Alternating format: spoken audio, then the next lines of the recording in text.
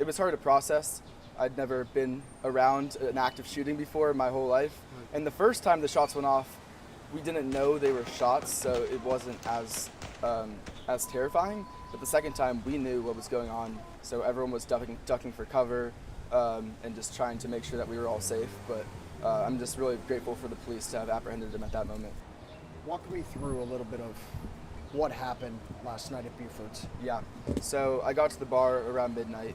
It was packed, Saturday night, everyone's out there having a good time, shoulder to shoulder, probably as many people as I've seen in Buford's as long as I've been going there.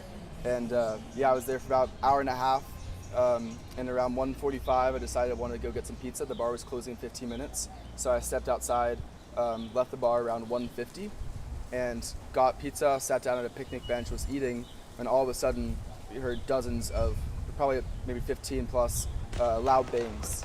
And no one knew what was going on. We thought maybe it was fireworks, maybe it's like a motorcycle. So no one was panicking for the first probably 2 minutes after that. They were just walking around, trying to see what was going on. Then the cops showed up around 2:02. They pull up on the kind of east of Buford's.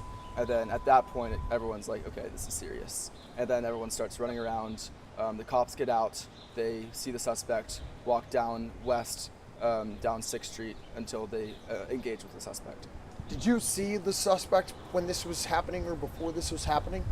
So I saw him walking at the far end of the street down towards Buford's. I couldn't really make him out because he was across the street and down the road from me, but I could see he was holding a gun and walking towards the police officers. And then he fired. I think he fired 3 times at them, and they fired back. And that's what you saw. I mean, Exactly. What was your reaction when you saw the shots go off? Yeah, I just didn't it was hard to process. I'd never been around an active shooting before in my whole life. And the first time the shots went off, we didn't know they were shots, so it wasn't as terrifying. But the second time, we knew what was going on, so everyone was ducking for cover and just trying to make sure that we were all safe. But I'm just really grateful for the police to have apprehended him at that moment. What were you doing at Buford's last night? I was partying. I was having a good time. My 2 friends were celebrating their 21st birthday, so we were out to celebrate them. Buford's is a UT bar. It's probably 90% plus UT students, all upperclassmen. So when something like this happens, it really hits into the heart of the community. Because I know people who were injured, and I have friends who know people who were killed. So this affects everyone here, and I really hope we can all come together and support each other through this hard time. You knew some of the people that were killed? I didn't know anyone who was killed, but I did know someone who was shot. And he's okay, thank God. What was your reaction when you heard that news? Just there's a pit in your stomach. You just can't believe it. That it just missed his vitals. It could have been much worse. And to have that happen to someone that you know it's really hard. But like the bigger picture of it, that like 20 people were injured, it also hurts because these are all people that either I know or other people I know now. And it sounds like you were outside. You were going to grab pizza. You didn't happen to be in there, but a couple minutes before, a couple minutes after, could have been a different story. I mean, Exactly. Do you think about that? I do, and it's hard to think about, but yeah, if I had stopped to grab water or if I'd seen a friend on the way out of the bar, stayed for 4 or 5 more minutes, now I'm on the patio when he drives by in the car, and then who knows what happens. So I'm just really grateful, thank my lucky stars that I was able to get out of this unscathed. Was able to talk to my parents right after, and was able to have people to help me through that situation. And you got a video of this. Explain the video and what went through your mind to just pull out your phone during a moment like that? Yeah, I think I thought it was over because there was a lull after the first 15 plus shots. So I thought, okay, like it's done. But then the cops show up and I see them running. So I think, okay, what's going on? So I pull my camera to video like what they're running towards. And then I just got lucky enough to capture the moment that I see the suspect come up and then they eliminate the suspect. So that was what I was thinking of. In retrospect, and my parents will tell me I should have not been videoing, but doing a better job hiding, and I think I'll take that for next time. But I just didn't expect another round of shots to happen. And hopefully there is no next time, right? I hope so. I think that this situation needs to be looked into to make sure that they can put in some safety measures to prevent it from happening again.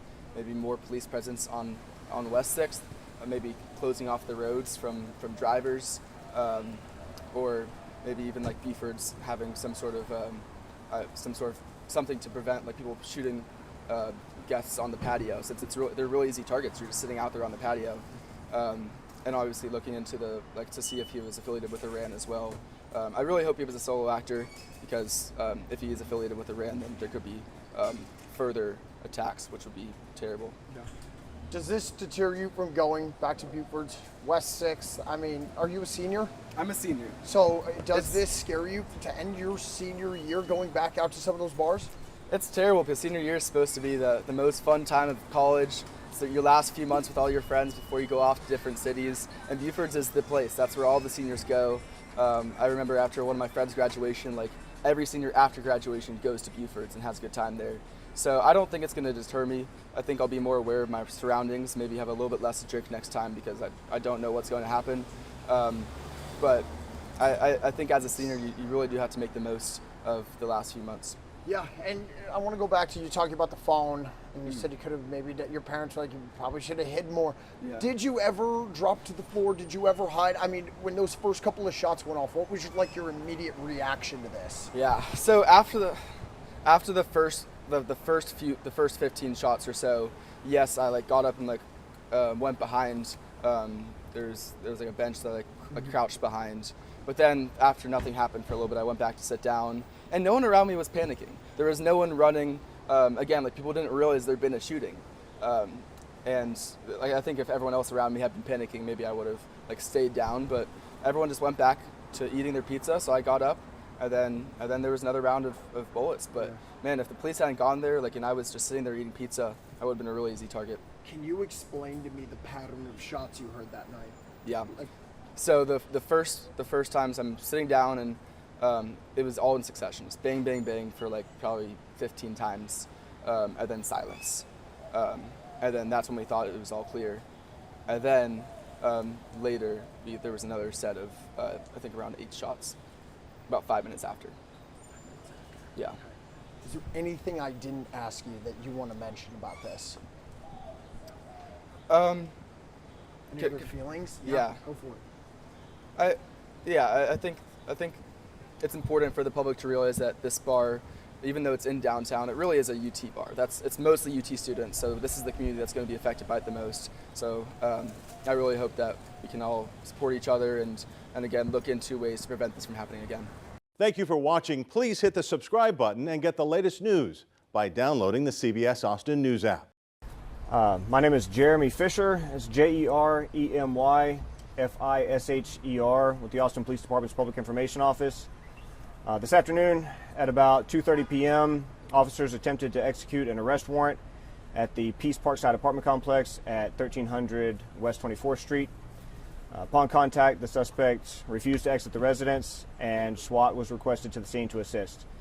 At about 4:30 p.m., the suspect complied with SWAT's commands and exited voluntarily, was taken into custody without incident.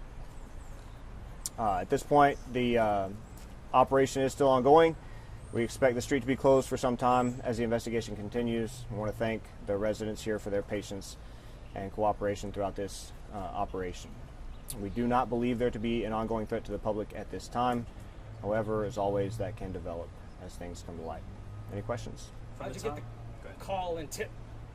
My understanding is that the warrant was written, and as soon as it was issued, officers attempted to execute the warrant. How much time passed from police making contact to SWAT arriving, and how much time passed from SWAT arriving to the surrender? I don't have the precise details as far as the timeline. I know generally for an operation of this type, if they're non-compliant at the outset, then SWAT is going to, the trigger's going to get pulled pretty quick in terms of getting SWAT to the scene. I don't think they were on scene very long before the suspect complied. Maybe, I mean, the whole thing from start to finish took less than 2 hours by the time he was in custody, so not long. Do you have any details about what the arrest warrant was related to? Murder. Yeah, it was a murder warrant for one of the previous 2026 homicides here in Austin. Which one would that? I'm sorry? Which one would that be? I'm gonna wait and let the full-time guys update you on the specific details in terms of who got arrested and which homicide it was related to. The explosive ordnance disposal is generally going to accompany SWAT for things like this. That's pretty standard. It's kind of a package deal for something like this. And you said that it's still ongoing. However, the person has surrendered themselves. What situation would warrant the SWAT still being here after a surrender? Well, so right now and for the foreseeable future, it's going to be contingent on getting a search warrant for the residence and having the investigators go in and see if there's anything of evidentiary value. Was he a resident of the complex, or? I'm not clear on that. Oh, okay. This is a very populated area of students. Sure. What would be your message to them right now? Obviously, they're onlooking, perhaps scared. What would your message be to them? Yeah, the biggest message again is just appreciation for the patience and the cooperation. Also, as this is an ongoing operation, even though the suspect is in custody, please do your best to avoid the area because these are dynamic situations and things can unfold quickly. Are we expected to have any other briefings, or will it be mainly through online? If the search warrant is executed without incident, then this will be the last briefing. Obviously, again, it's dynamic, and if things develop that are unforeseen, then we'll have another one.